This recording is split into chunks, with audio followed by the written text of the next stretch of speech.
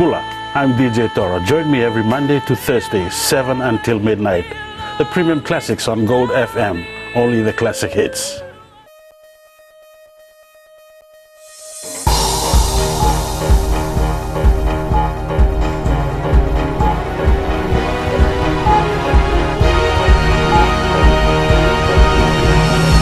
Tonight, Fiji Labor Party suspended for non-payment of publication fees to the Register of Political Parties. Government shipping services cadet caught trying to siphon fuel from inter-island vessel. And I'm not guilty, says sacked bar special administrator.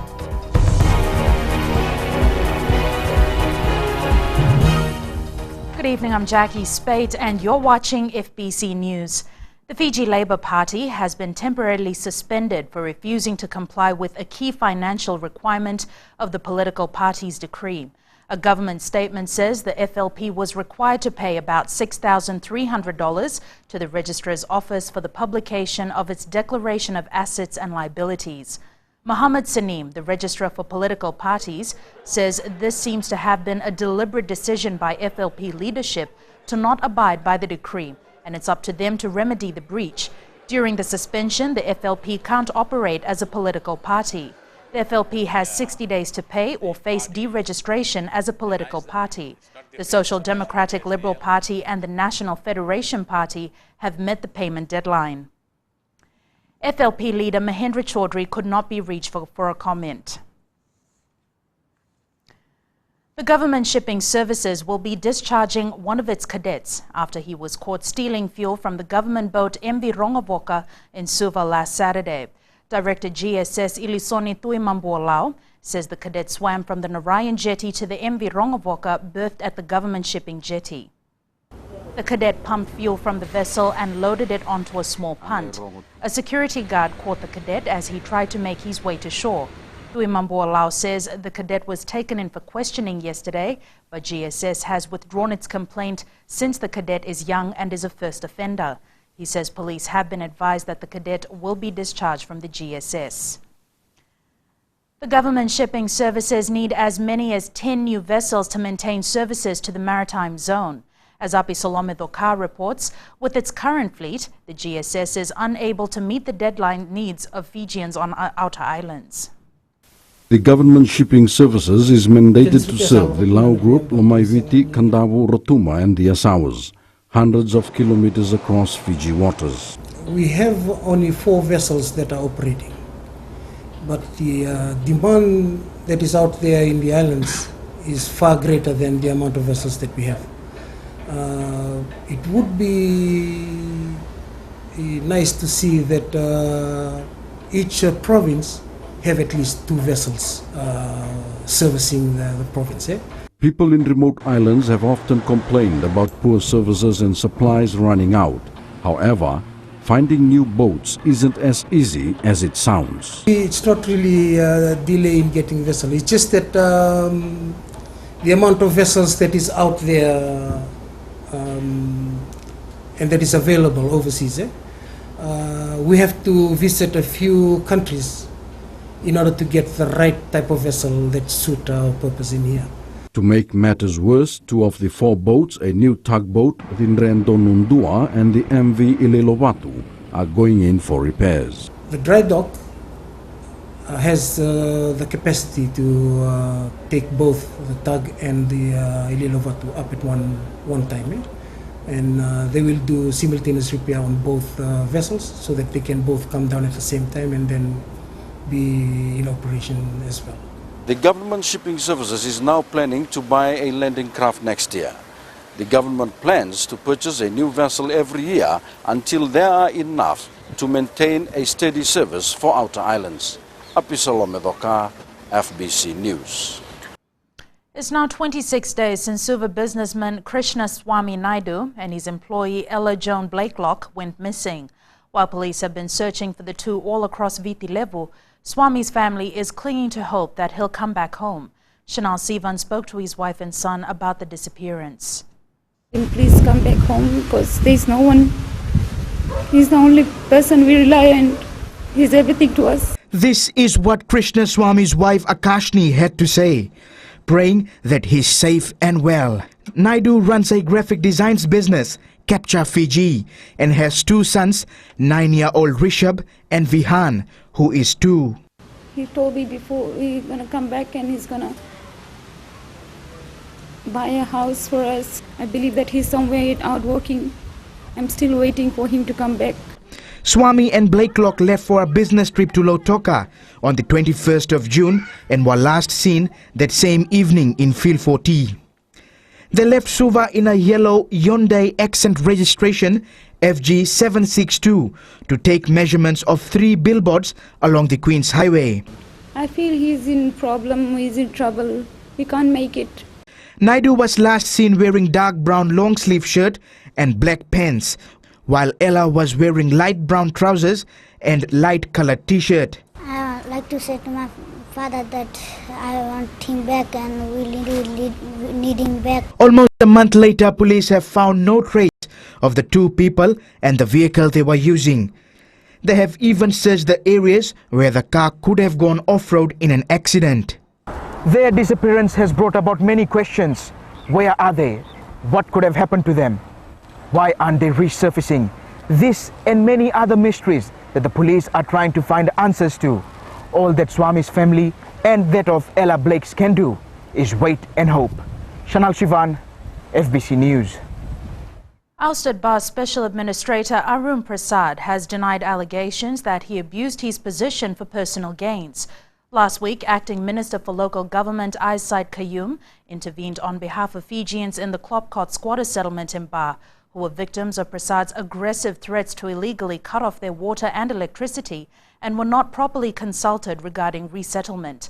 Prasad was relieved of his duties effective yesterday. Said Qayyum said in a statement there are allegations that Prasad obtained waivers and discounts for properties owned by him and his family. Prasad says a team from the local government ministry verified his application for waivers and it was approved by the former minister Colonel Samuela Salmapua. So this is something I'm very surprised and shocked when our government of the day, the local ministry, ex-minister, approved everything, and they should have gone back to the local government and inquired, and also they should have inquired from my council, and also they should have contacted me personally. Said Qayyum says the interests of the people of Bar Town will be better served with Pravin Bala taking over as Special Administrator. After the break, building the economy in the Solomons, a Fijian family thrives in the construction sector. How would you like to spend your morning? You could spend your morning like this.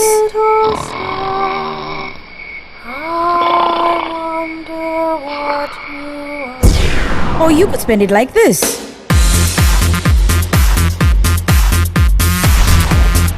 Tune in to the Morning Ride every weekday morning from 9 a.m. till 12 p.m. right here on Today FM, Today's Seed Music.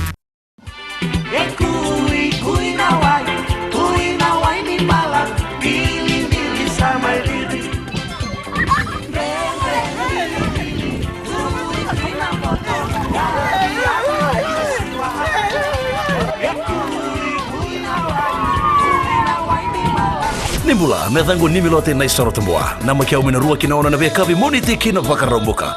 Rongo mena via sana kina viva ka barota kini ndreko malolo. Ena Radio Fiji 1 na wongani via niano. Ngai nama kia kina.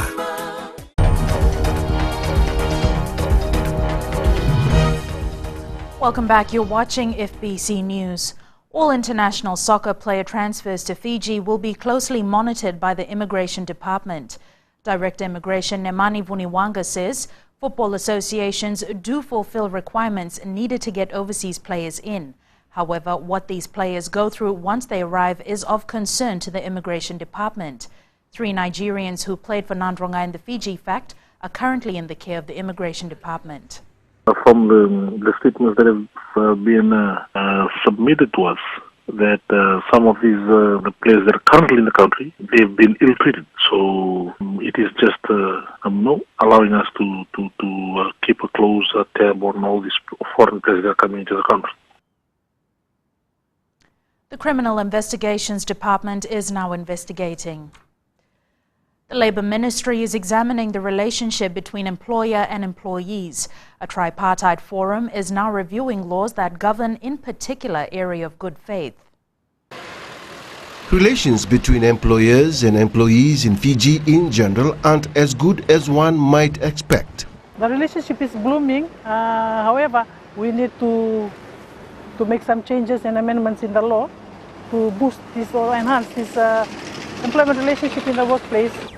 According to the Labour Ministry, there's not enough good faith existing between employers and employees. There are new institutions that are set up, new mechanisms that are set up within the law that can enhance this relationship. For example, there's a Labour Management Consultation Cooperation Committee that is supposed to be set up in all workplaces that will work closely with the employer to improve this employment relationship, to improve the good faith principles within the workplace, to also enhance productivity in the workplace.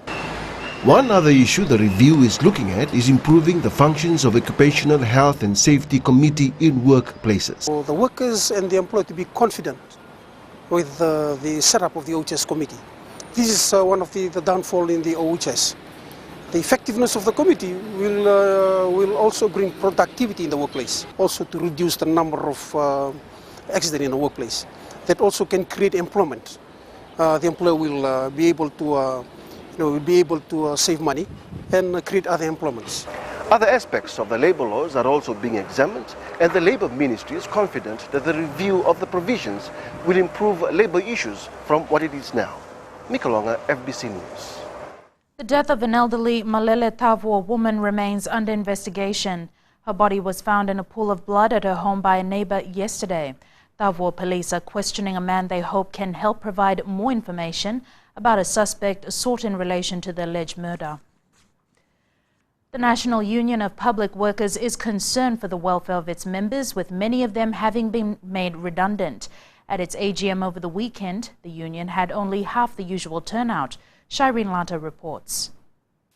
The National Union of Public Workers has been around for 15 years. Out of its 1,600 members, only 500 or so remain. When the water supply went to Water Authority of Fiji, we lost about 700 members. And then this year we had another 250 from roads. Water Authority's Chief Executive Opetaya Ravai says workers who were engaged in projects in 2010 have been rehired, while some have even been given permanent jobs. For the past few months, the union has been helping members financially, but there's little they can do. But we cannot do anything about it because it is the government's policy in place. So we just have to work along until such time that everything is stabilized. Between 2011 and 2012, the union claims to have forked out $34,000 to help people who have been made redundant. The former Roads Department made about 1,000 workers redundant through outsourcing. The Fiji Roads Authority has since then managed to re-employ about 500 of them, with more opportunities in the near future. We've got significant backlog of maintenance work on roads and bridges to deal with, and we've got some significant large-scale new projects coming up in the next 1 to 2 years. All these will require people with skills and qualifications. The National Council of Public Workers pays between $600 to $800 to its redundant members, depending on their years of membership. Shireen Lata, FBC News. What started as a logging company in 1994 has turned into the biggest civil construction company in the Solomon Islands. Delgro is run by a family with its origins in Taveuni, making a sizable impact in the economic development of the Solomon Islands. Akosita Tale has the story. Reginald Douglas was born in Taveuni. Missing out on a good education pushed him to Okada when his father started the business. The Douglas family is from Gadabula in Taveuni, and setting up shop in the Solomons came with its own obstacles. Fiji is lucky that you do have the NLTB, which helps out a lot. Here we don't have that. You can say that you are a landowner, and you can stand up and say, no, I'm the landowner as well, so I'm stuck in the middle like a sandwich and I don't know who to believe. And then all you know, next thing you are in high court. Riding on the success of the construction business, Dalgro is now planning shipping services to fill the vacuum in all MSG countries and improve trade. The MSG block, you have the two big manufacturers that are there. You have Papua New Guinea and you have Fiji. The shipment of those goods goes from Fiji to Australia, then to this part of the world. There's no direct link between MSG countries. That Solomon Islands to fly the flag of being the MSG country carriers to carry the MSG products. So when we have the MSG countries, it's just like being a inter-island shipping, but in a bigger scale. Reggie, as friends call him, is also the president of the Fijian community in the Solomons and says there are vast of opportunities available. When not building, he's busy getting kids off the street and giving them an education. Well, I just hope that the kids back at home, and the same what I tell all our youths here, is just stay off the street, stay out of trouble. It's very easy to get into trouble, but it's hard to get out of trouble. And just believe in God, pray hard and work hard and be honest. Dalgro employs 400 people with 22 experts. 14 of them are Fijians. Akusita Talei, FBC News. Sports is up next with Jamie, and what have you got for us tonight? Thank you, Jackie. Good evening. Coming up after the break, we have the latest updates on the big Escort Shield quarterfinals tomorrow, and boxing finally gets the attention it needs. Stay with us for that and more. Isambol binaka, na dango wadi soni dalai, na makio mani wasini ngono borota kina lali ne kabi, mai na tolu kina bitu, ena moni dingina por rombuka, ena Bula FM, na bandu ena serre. सूरज की पहली किरण के साथ दिन की शुरुआत कीजिए। सुबह का मंगल प्रभात आपको शुभ हो। सुबह सुबह हो खुशियों का मेला, ना लोगों की परवाह ना दुनिया का झमेला, पंछियों का संगीत हो और मौसम अलबेला।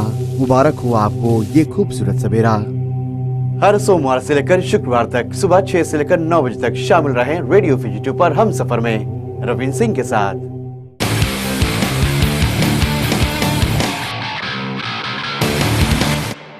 Welcome back to FBC Sports. A team that refuses to be broken. That's the attitude of the DHL Raiwanga rugby side into the Escort Shield quarter-final against Covenant Blues at the NZ Stadium in Suva tomorrow night. As Elena McDonald reports, it seems their latest sponsorship has boosted the team's confidence.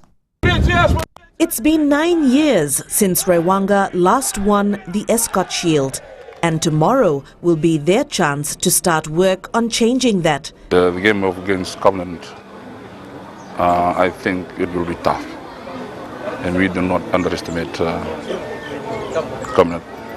We respect them, but we'll give our best shot because we want to go further into the semi-finals. When asked what secrets they may have up their sleeves, it's about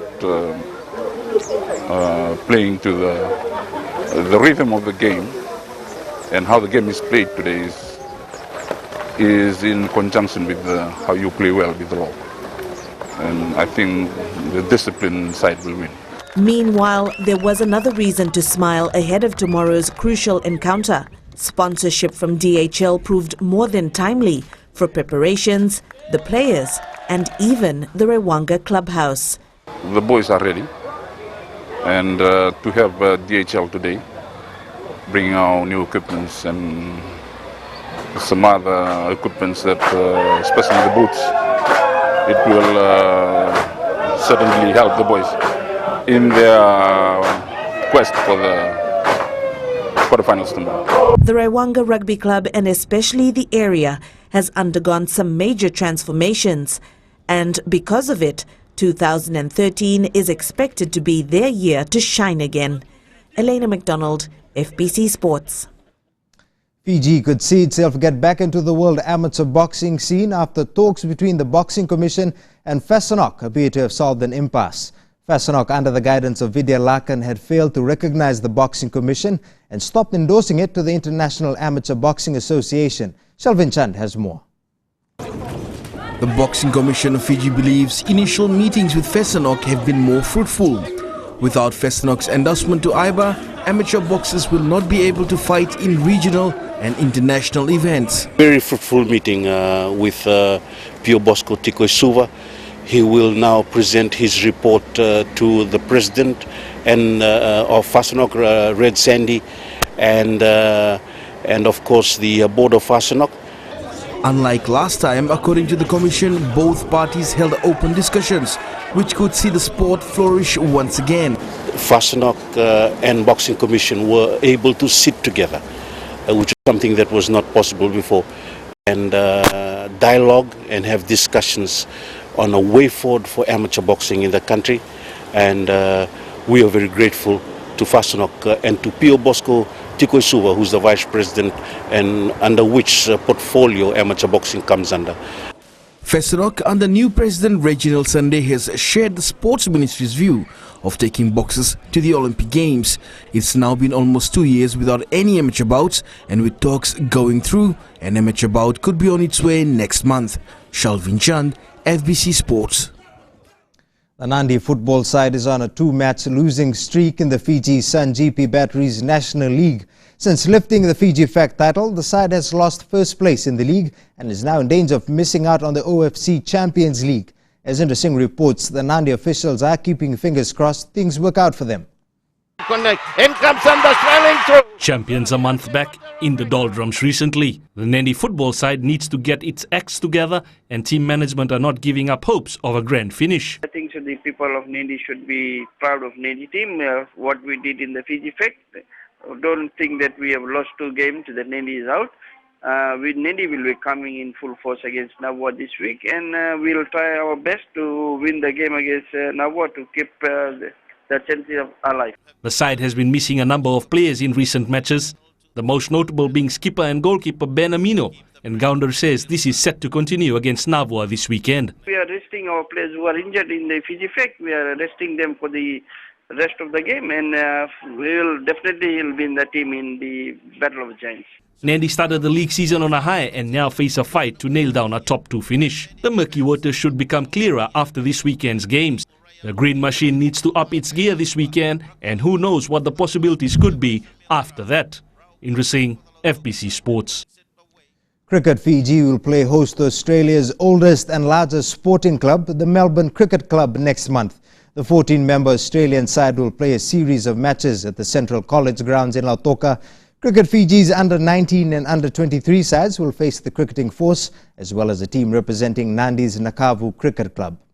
And just a round of sports tonight, the South Pacific Hobby Championship begins in Suva tomorrow, so expect some exciting sailing at the National Sailing Centre. That's it from me tonight. Good evening.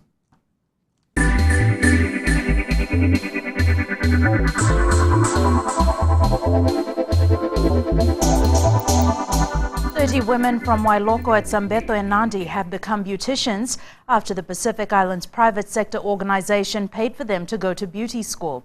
The women today graduated from their week-long course, able to earn a living for their families. Christopher Chand reports. This is what empowerment means for these women, gaining qualifications and skills. They work at the Tifa Jack Mud Pool and Hot Spring at Wailoko, an up-and-coming natural spa. When they do the massage, the money is theirs. So bulk of the money goes back to the women. And that's how we'd like it to be, because we'd like to support the women and their families that are living within the community. And they actually depend a lot as a source of income from the facilities. The mud pools and hot spring are a popular therapeutic natural spa.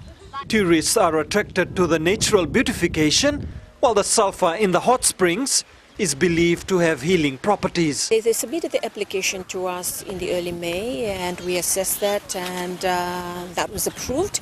And so end of May, I was here to come and give a check, and that was $10,000 to provide training for 30 women.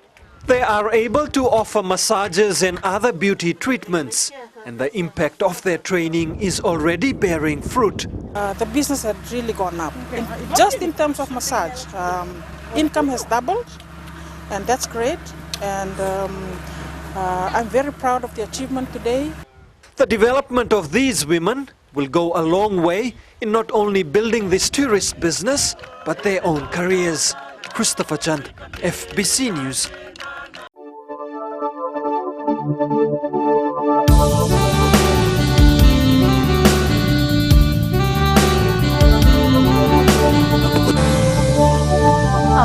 weather lady joins us now. Anything interesting for us today, Jen?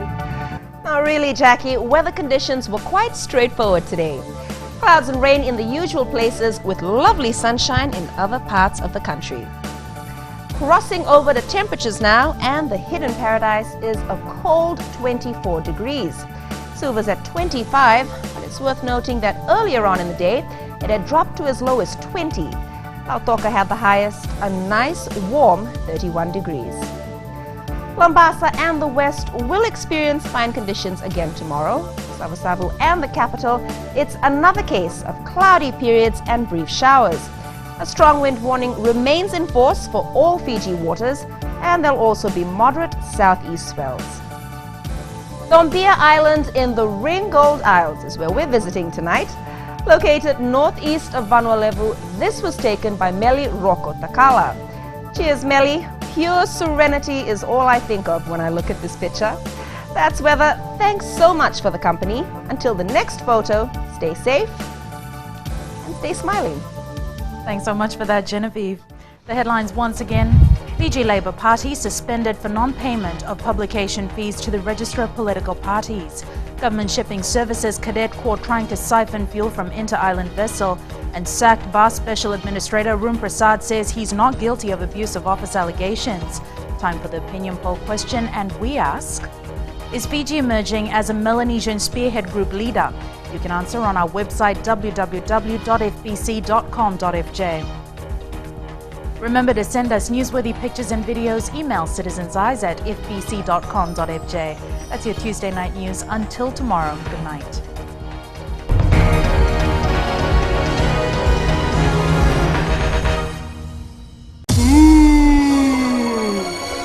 आपकी शादी होने वाली है। 5 बच्चे होंगे। 5 हाय, मैं हूँ आपकी सहेली वेणु। सुनते रहिए मिर्ची एफएम। मैं हूँ ना 9 से 12 बजे तक।